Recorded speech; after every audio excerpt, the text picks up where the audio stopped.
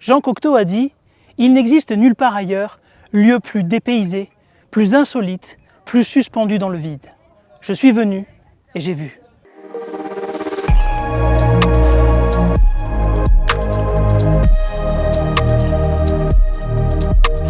Aujourd'hui, nous avons l'immense plaisir de vous emmener dans l'un de nos villages coup de cœur, Èze. Ce village, suspendu entre Villefranche-sur-Mer et Cap-d'Aille, est un véritable joyau fleuri. Mais alors, est-ce un paradis sur Terre? Est-ce...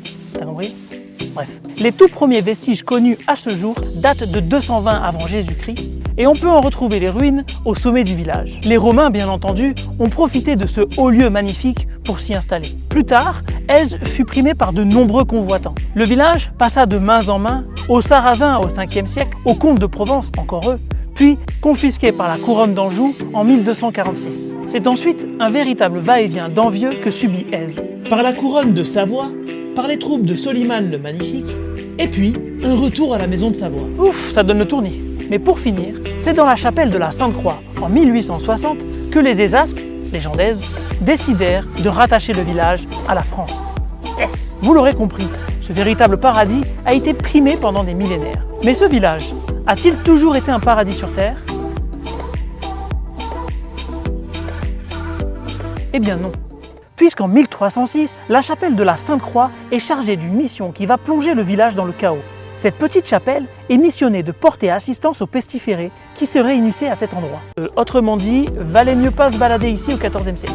Aujourd'hui, le village est un véritable paradis. Vous y trouverez tout d'abord un point de vue incroyable, de quoi ravir vos stories Insta. Mais vous y trouverez aussi une gastronomie provençale et locale qu'offrent les restaurants du village. De nombreuses petites boutiques d'artisanat qui semblent être creusées dans la roche. Et des ruelles médiévales qui témoignent de son histoire. Vous pourrez également visiter un jardin botanique qui se trouve au sommet du village, et là la vue.